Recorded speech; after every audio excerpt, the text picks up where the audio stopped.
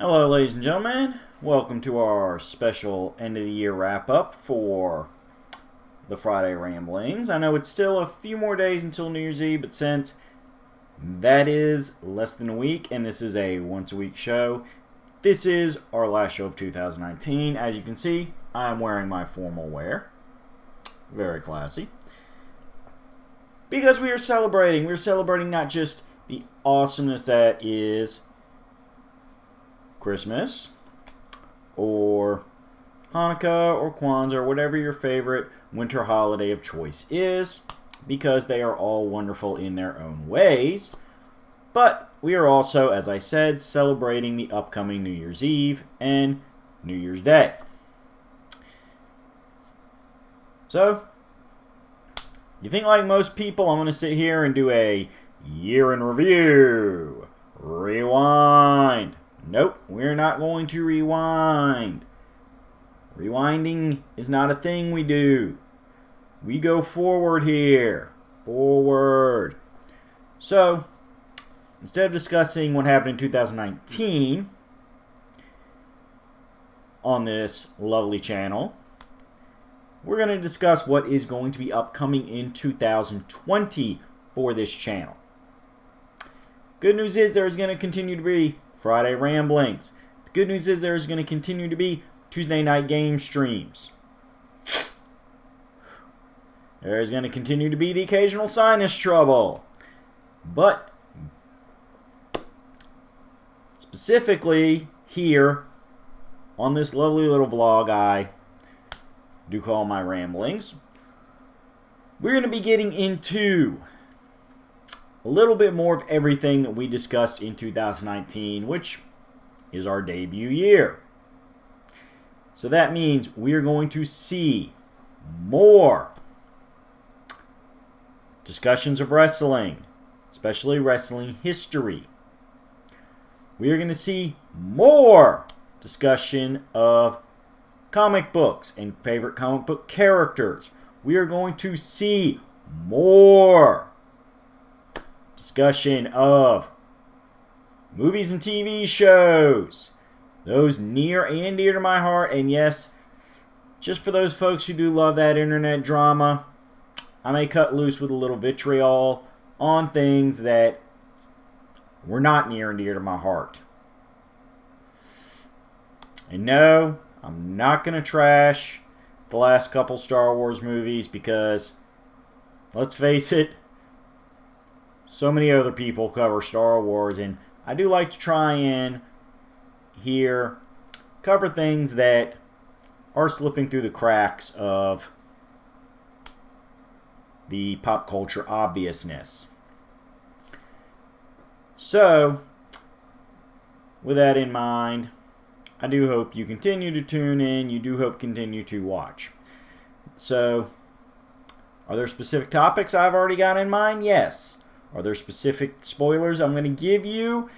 Not really, because frankly, while I do have some topic ideas, I may not necessarily do them first and foremost in January, and I do not, I repeat, not want to ruin things by getting you excited about a topic that I may not cover for a certain amount of time due to me double checking my research, or the fact that just before I sit down to record, I come up with another great idea that I'm just really passionate about in the moment. Because, as I have said about this blog throughout 2019, and I will continue to say, vloggy, it is ultimately a one and done, no edits, no fancy tricks, maybe the occasional title card if push really comes to shove. Simple, me talking to you style series. And there's a couple reasons for that. One, I am kind of a classic guy. I don't know, I probably should have discussed this in early videos. I think I may have. But we're going to go ahead and reiterate for our newer viewers that haven't checked everything through the archive, and just because I may have come up with a better way of phrasing things over the year. So yeah, First and foremost, it's because I am a lover of classic things. I'm not obsessed with nostalgia. I'm not going to snub my nose, snub, at things that are new just because they are new. But I do like the classic formula of doing things, and that includes just direct, straight up from my mouth to yours. Something that simulates more of like the classic radio show,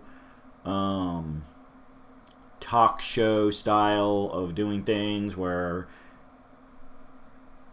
outtakes can happen, off the cuff remarks can happen, and ultimately, when it's all said and done, it is very real and very in the moment, because that is honesty, and that is the one thing I can give you folks. I do try to research my topics. I do tend to stick to topics that I have a general running knowledge of, but I have never claimed to be a 100% knowledgeable expert in all things I discuss, which is why I often have research notes and articles in front of me when I record the videos that I consult back to as I go along. The other big reason is that, simply put, I have never been to film school, I have never been to art school, I have never had any sort of formal academic training in video editing in the computer age, so I am learning this stuff as I go along. Now, yeah, I could hire a professional editor and probably make things look a lot neater. Could buy much better camera equipment, much better microphone. But the goal of this channel has never been immediate super celebrity status. It's never been about trying to wow people and make a fortune off the streaming media world. And it has certainly never been about becoming a YouTube influencer. That is one spoiler I'm going to promise you. No matter how big this channel gets in 2020, I will never, ever,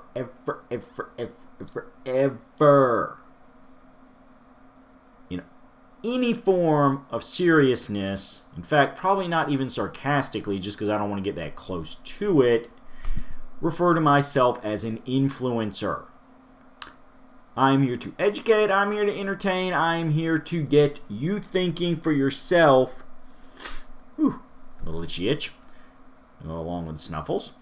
But I am not here to influence you. I'm not here to direct, and heaven knows not attempt to control your opinions, your way of life, or your perspective on the world. Simply open your mind a little bit longer, a little bit wider, get you thinking a little bit longer about certain topics, and hopefully,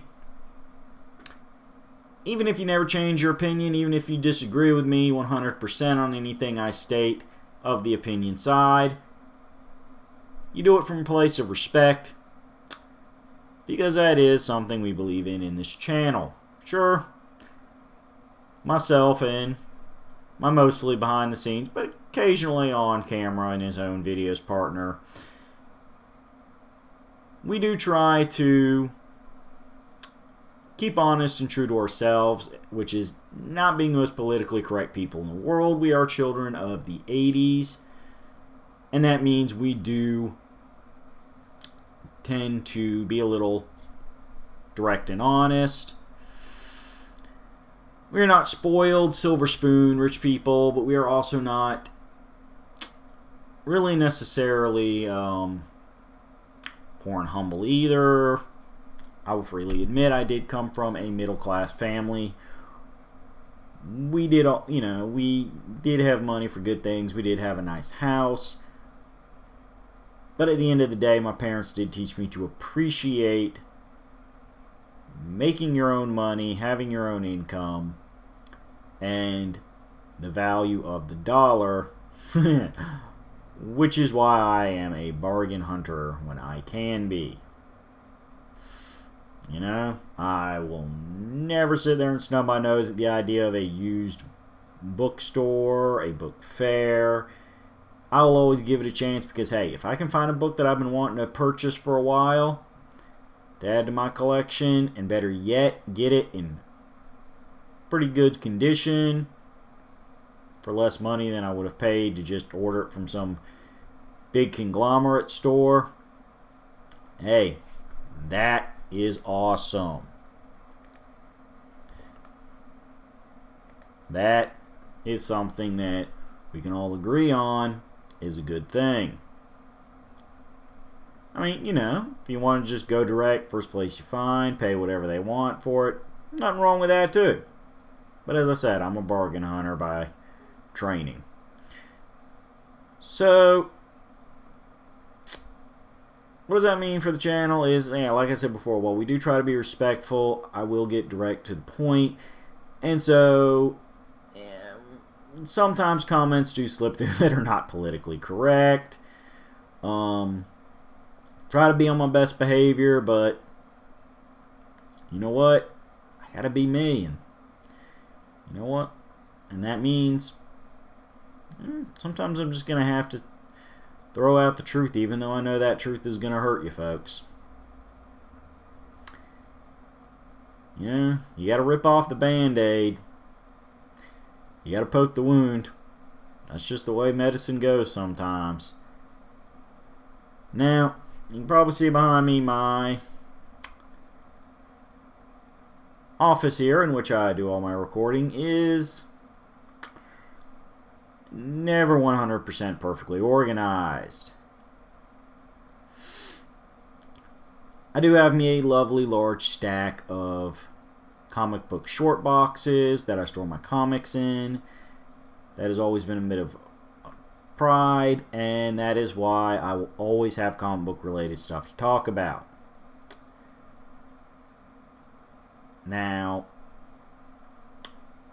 generally when I do stick my comic book stuff, I do try to stick to reviews of older series or big story events, because again,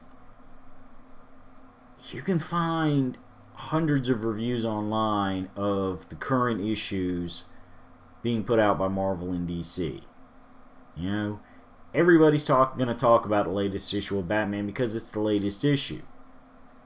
I am not the kind of person that thinks they can compete with hundreds of other people who have already established themselves as highly talented reviewers of the current material. It's just not my style, especially this early on into the community building process. I would rather focus on the stuff that nobody's really reviewing this particular week, or month, or even year.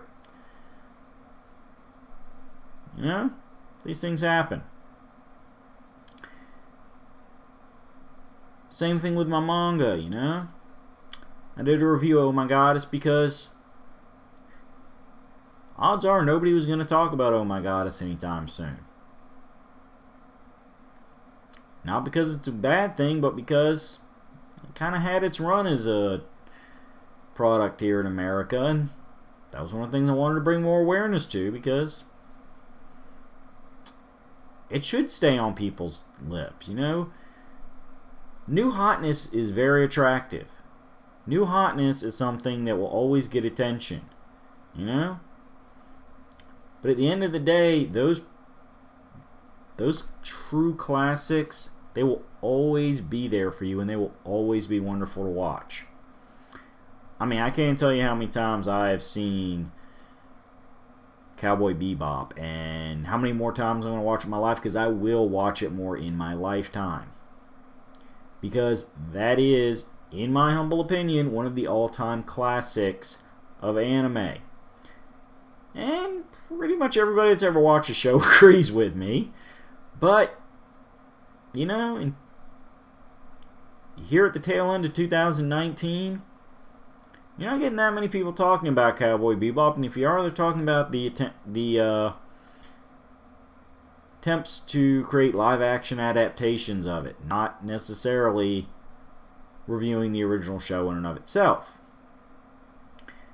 You know, people are going to talk about the new X-Men Dark Phoenix movie. But frankly put, hey, what about the actual Dark Phoenix saga in and of itself? Oh yeah, it'll get passing mention when people talk about the movie. Hey, it's based on this story arc, also called Dark Phoenix. But what about all the issues after the concept of Phoenix was introduced, but before it, however you choose to define it, thanks to various retcons, went dark? Nobody really likes to talk about that. They just like to start with the, hey, it went crazy, it went dark, everything's going bad. But part of what made that story so iconic and so big for readers at the time was that the Phoenix character and concept had existed for a while before that. We saw a slow burn to this explosive final chapter. Granted, it was not the true final chapter for the Phoenix Force because writers kept bringing the concept back to varying levels of success, but it is what it is. Now, personally, I'm going to go ahead and lay this out because I'm sure we are going to be talking about it in 2020. When, I don't know.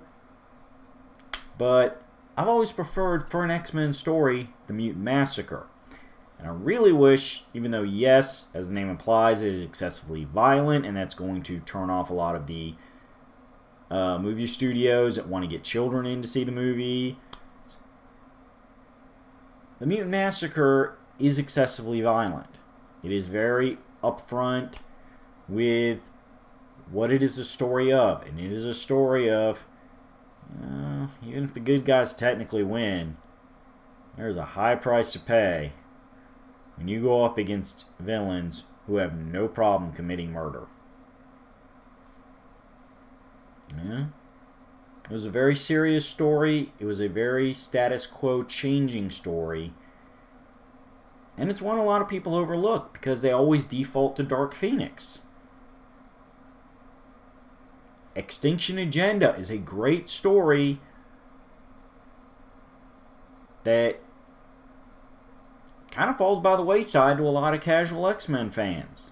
It's never really been adapted to movies, and again, like Dark Phoenix, having that preceding Phoenix stories to create that build in anticipation of what would happen when it's, when it reaches a conclusion.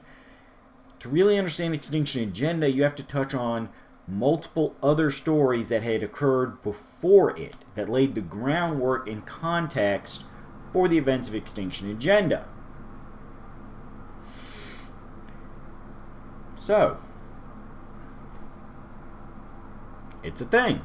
We're going to have to discuss that if we discuss Extinction Agenda, because I don't assume everybody watching me knows all this. What about video games? Yes, we'll talk about video games. We'll talk about Mario. We'll talk about Sonic. We will talk about Dragon Quest. Because I love me some Dragon Quest. Gotta have my Dragon Quest. I'm gonna have my Dragon Quest. Dragon Quest.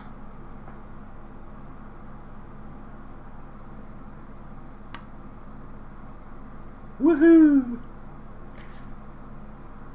We're gonna talk about Chrono Trigger. Because everybody at some point has to talk about Chrono Trigger. Epic. We may even talk about why I honestly prefer Majora's Mask to Ocarina of Time. Shocking. And I'm referring to the original games, not the 3DS remakes. Yeah. Folks, if we get talking about Zelda, if we get talking about Majora's Mask, and the various other Zelda games I have played through multiple times, I'm sorry, I'm going to have to trash some remakes. And I ain't just talking about Majora's Mask. Frankly, I really have yet to see a Zelda remake that, to my crazy mind here, and again, maybe I'm just the crazy one, actually improves upon the previous games. Maybe Link's Awakening. Maybe. But I ain't talking about the Switch. I'm talking about Link's Awakening DX. That's right, folks. Link's Awakening on the Switch got a lot of hype this past year. But it was not the first redo of Link's Awakening. It was the second. And we're going to talk about the first one, because the first one actually did the point of a re-release right and improved it in logical ways. But you know what? I want to piss some people off when I do that, because, hey, that's what I do. As I said before, I'm going to get straight to the point. I'm going to express my opinions. And while my opinions are not meant to tear anybody down or tear anything down, they are opinions, and therefore they will be disagreed with. But that's the community I want to try to build in my videos. We can have disagreements, and people don't take it as a personal insult. We can have disagreements, and it's not people slighting each other. You know? Trust me, I'm a fan of a lot of things. And yeah, when somebody trashes my favorite wrestler, or one of my favorite comic book characters, or I talk about, oh man, I love this video game, it's just, I'm always in the mood to play it, it's always a good time, I never feel like, and they go, dude, that game sucks. Yes, I have an instinct to defend the game. But I don't have an instinct to defend myself. Because we are not our hobbies. We are not our choices. We are not our opinions. And that's the thing that I really feel is the one thing I want to go to war with when it comes to the internet and when it comes to streaming and fan communities. If somebody says, dude, I just don't like Star Wars, you don't have to sit there and feel like they are calling you a horrible person because you love Star Wars. They are not demanding you defend Star Wars passionately and emotionally to their face and in their face. You can feel that desire. You can feel that instinct. But keep it cool. Keep it mellow. Be like, okay, I respect your opinion. I would like to sit down and have a detailed discussion with you about it because I have the polar opposite opinion. And perhaps we can kind of both reach a middle ground, mutual agreed upon opinion. Nothing else, maybe I can present a new way of looking at the films that you haven't thought of before, and that'll soften your criticism. Not erase it, but soften it. So, that's what you're going to get in 2020. You are going to get more histories, more breakdowns, woo-doo, more straight-up opinions, and more of my attempts, pardon me, more of my attempts to build something good and positive on the internet. Positivity doesn't mean there's no criticism. Positivity does not mean there's no disagreements. But positivity means We respect each other. We look out for each other. And at the end of the day, we try to push those who do create to create something that not only they feel passionate about, but that makes us feel passionate too, in all the best ways. Because nothing, as a writer, as a video maker, nothing just hurts my heart more than looking at something and going, y'all just are squeezing blood out of the turnip or the rock, or whichever way that idiom goes. Y'all are beating the dead horse. I mean, I understand not leaving money on the table, but this is a case of picking up pennies off the floor. Nothing hurts my heart more than time and money invested in a project, and as a viewer or a reader or a listener, however the project's meant to be experienced, feeling like I've been suckered into throwing my money at something that shouldn't have been done to begin with.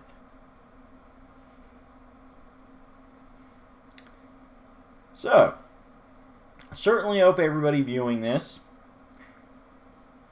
is with me in 2020. We're going to join you on January 3rd, 2020. Yes, I did have to consult my calendar. We've been kind of running through various thoughts here. Numbers slipped past me. But yes, we're going to go back to our regular style of videos next week.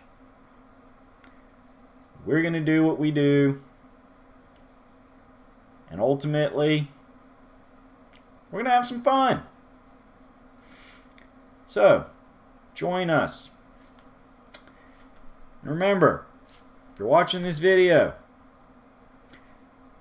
on this same channel, Roulette Productions, we do have the weekly Tuesday game stream. I'm going to try to finish some games. I'm going to try to start up some new ones.